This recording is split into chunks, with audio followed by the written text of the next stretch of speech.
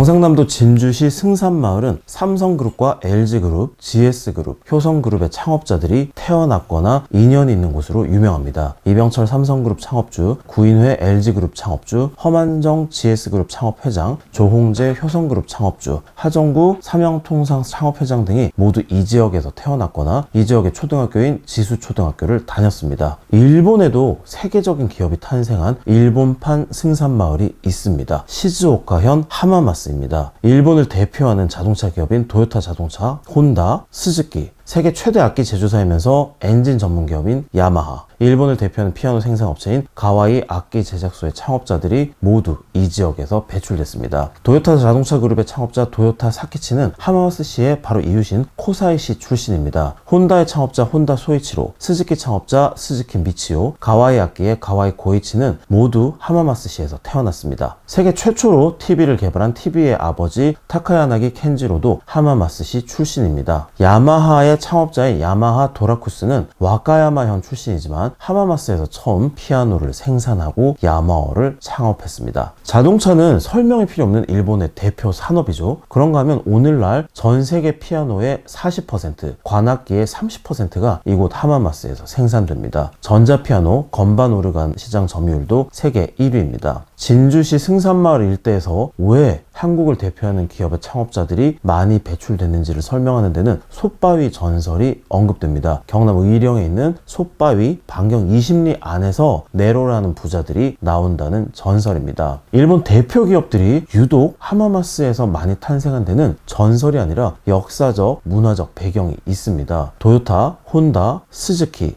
야마하, 가와이 등 이 지역에 기원을 둔 기업들의 공통점은 일본 특유의 장인정신을 발휘한 제조업이라는 점입니다. 올해 연말연시 연휴를 맞아 하마마스의 스즈키 역사박물관, 야마하 발동기 커뮤니케이션 플라자, 혼다 소이치로 기념관을 찾았습니다. 어떤 배경이 있었길래 시즈오카현의 크지 않은 이 도시에서 세계를 무대로 활약하는 일본 기업들이 탄생했는지 확인할 수 있었습니다. 하마마스는 전국시대를 통일하고 에도시대의 문을 연 도쿠가와 이에야스와 깊은 관계가 있습니다. 도쿠가와 이에야스는 유년기 17년 동안 하마마스에서 성장했습니다. 1507년 그가 이 지역에 성을 쌓고 하마마스란 이름을 붙이면서 이 도시의 역사가 시작됐습니다. 당시 도쿠가와의 최대 위협은 전국시대 최강으로 평가받던 다케다 신겐이었습니다. 다케다 신겐의 본거지는 시즈오카의 북쪽인 야마나시였는데요. 이 도쿠가와 이에야스가 다케다 신겐의 남하를 저지하기 위해 쌓은 성이 하마마스였습니다. 하마마스를 흐르는 텐류가와는 에도시대 250년간 250번의 홍수가 날 정도로 거친 강이었습니다. 물길을 다스리기 위해서 도쿠가와 이에야스는 해안 단구를 더 높이 쌓고 그곳에서 면화를 생산했습니다. 기후가 온난하고 일조 시간이 긴 하마마스는 면화 생산에 적합한 지역이어서 곧 에도 3대 면화 산지로 떠올랐습니다. 수확한 면화로 면제품을 생산하려면 방직기가 필요하잖아요. 당시 방직기는 높은 기술을 필요로 하는 첨단 기계였다고 합니다. 자연스럽게 하마마스에는 방직기를 만드는 장인들이 몰려들었습니다. 도요타와 스즈키 같은 자동차 회사들의 이 모태가 방직기 제조업이었던 이유입니다. 방직기 제조 기술을 살린 또 다른 상품이 피아노입니다. 페달을 밟아서 실을 잡는 방직기는 풍금과 원리가 비슷했습니다. 1887년 이 지역 초등학교에 들여온 미국산 풍금이 2개월 만에 고장이 났습니다. 풍금을 수리한 인물이 의료기기 수리기술자로 하마마스에 재직하던 야마하 토라쿠스입니다. 그는 실물 오르간을 처음 봤지만 수리하는 과정에서 자신이라면 10분의 1의 비용으로 풍금을 만들 수 있고 이런 식으로 풍금을 국산하면 일본의 교육에 이바지할 수 있겠다라는 생각을 합니다. 이를 위해서 미국산 풍금을 수리하면서 부품 하나하나마다 도면을 그려놓았고요. 이를 토대로 시제품을 만들었습니다. 그리고 이 풍금의 개량을 거듭한 끝에 야마하는 1900년 일본 최초의 피아노를 만들게 됩니다. 하마마스는 악기를 생산하기에 최적의 마을이기도 했습니다. 하마마스에는 오늘날에도 아이가 태어나면 연을 선물하는 전통이 있습니다. 그만큼 바람이 많은 지역입니다. 피아노를 만들려면 80%가 수분인 목재의 수분 함유량을 10% 밑으로 낮춰야 하는데요. 연의 고장 하마마스에는 목재를 말릴 수 있는 건조한 바람이 연중 불었습니다. 피아노의 음색은 어떤 목재를 어떻게 섞어서 쓰느냐에 따라 결정된다고 합니다. 하마마스 북쪽에는 다양한 목재의 산지인 미나미 알프스 산맥이 있습니다. 또 텐류가와는 북쪽에서 생산된 목재를 실어보내는 수로 역할을 했습니다. 하마마스는 항공자위대의 발상지이기도 합니다. 지형이 넓고 평평해서 활주로를 만들기 좋고 도쿄와 오사카의 가운데라는 입지적인 이점이 있었습니다. 야마하 발동기 커뮤니케이션 플라자의 역사관 입구에는 오래된 프로펠러가 전시되어 있습니다. 피아노를 만드는 야마하가 프로펠러와 관계가 있을까요?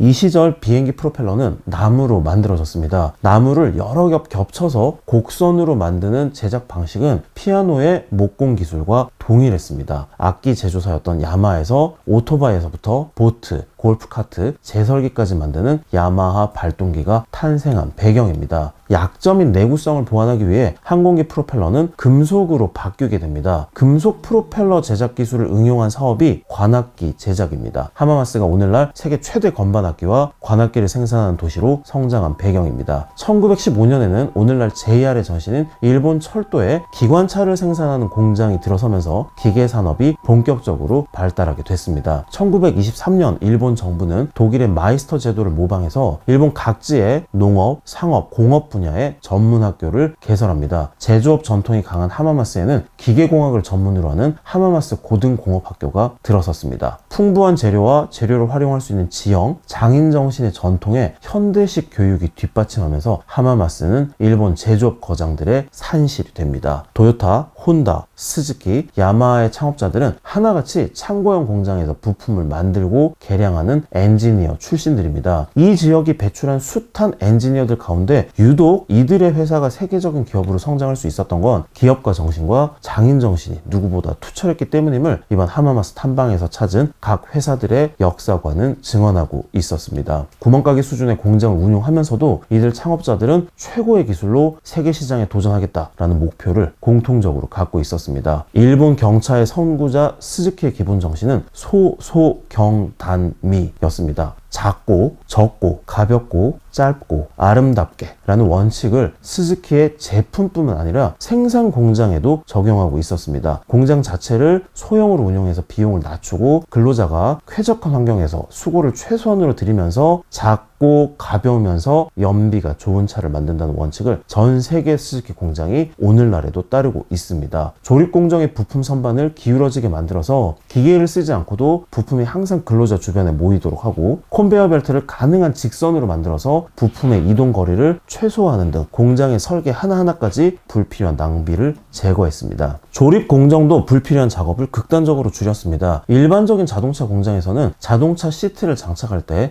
반대편 쪽으로 시트를 넘기기 위해서 대형 리프트를 씁니다. 스즈키는 앞차와 뒷차 사이에 좁은 틈으로 좌석을 보내는 슬라이딩 시스템을 채용해 리프트 설치 비용을 줄였습니다. 스즈키는 왜 이렇게 집착에 가까울 정도로 공정을 최소화할까요? 이는 일본 경차의 역사가 소형차와의 차별성을 위한 투쟁이었기 때문입니다. 경차의 크기와 가격이 소형차와 비슷하다면 소비자의 선택을 받을 수 있을 리가 없겠죠. 그렇다고 성능과 편의성이 떨어져서는 더더욱 외면을 받을 겁니다. 오늘날 일본 경차의 기준은 배기량 660cc 이하, 길이 3.4m, 폭 1.48m, 높이 2m 이하로 정해져 있습니다. 이 한계 안에서 최대한 소형차와 비슷한 성능과 편의성을 확보하면서 가격을 파격적으로 낮추는 것, 그것이 스즈키가 살아남는 길이었습니다. 공장 설계부터 조립 공정까지 낭비를 극단적으로 줄인 덕분에 스즈키는 1960년대 65만 5천엔짜리 경차를 만들어낼 수 있었습니다. 경차는 이륜구동 승용차라는 상식도 뒤집었습니다. 1970년에는 오늘날까지도 판매되는 사륜구동 지프 짐니를 출시했습니다.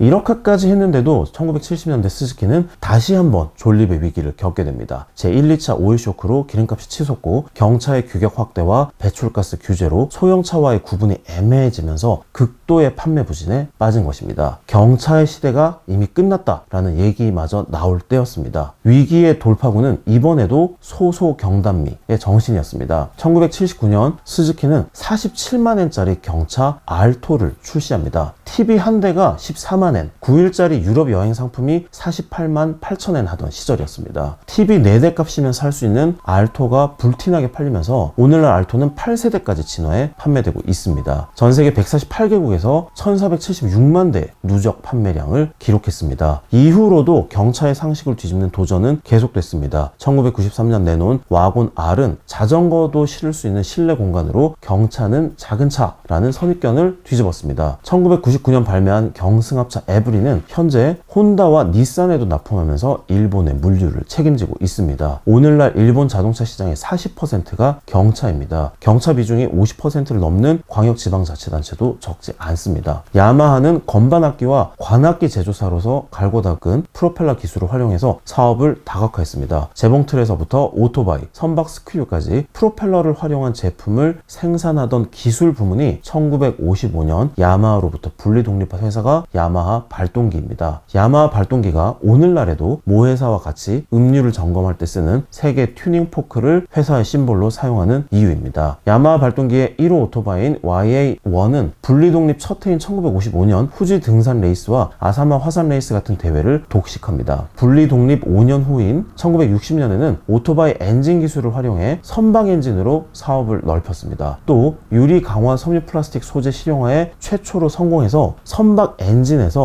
요트를 만드는 회사로 성장합니다. 소형 엔진, 차체 및 선체, 전자 제어의 세계 핵심 기술을 바탕으로 야마하는 오늘날 요트, 오토바이, 골프카트, 제설기 등에서 세계 시장을 주름잡는 기업이 됐습니다. 스즈키와 야마하와 달리 혼다는 본사를 도쿄로 옮겼습니다. 하지만 창업자인 혼다 소이치로를 기리는 기념관은 고향인 하마마스에 남아 있습니다. 당시만 해도 매우 드물었던 자동차가 집 앞을 지나며 흩날린 기름 냄새를 맡고 자동차를 만들고 싶다 라고 쓴 일기가 인상적이었습니다. 혼다의 나이 7살 때 일입니다. 영세한 자동차 부품 공장을 운영하면서 만들어낸 오토바이와 자동차가 세계 최고 권위의 맨선 바이크 레이스와 F1 포뮬러 대회에서 1위를 차지한 혼다의 역사는 영화보다 더 극적이죠. 혼다 소이치로 기념관에는 생전 그의 육성을 들을 수 있습니다. 내 손은 좌우가 전혀 다르다. 왼손은 통통하지만 오른손은 작고 상처투성이다. 하지만 나의 보물은 오른손이다. 라는 회고를 듣자 숙연해질 수밖에 없었습니다. 오늘날 일본을 먹여 살리는 대표 기업의 탄생에는 장인 정신이 인정받는 역사적, 문화적 토대 위에서 일찌감치 미래와 세계를 내다볼 줄 알았던 기업인의 분투가 있었음을 일본판 승산마을 하마마스에서 배울 수 있었습니다. 여기까지가 2020년 10월부터 108회에 걸쳐 구독자 여러분과 함께 일본 경제를 조금 더 깊이 있게 살펴보려 했던 정영의 도쿄 나오입니다. 신문기자로서 유튜브는 정말 낯설고 고된 보도 수단이었습니다만 구독자 여러분들께서 응원해주시고 때로는 질책해주신 덕분에 3년 반 동안의 여정을 무사히 마칠 수 있었습니다. 다시 한번 진심으로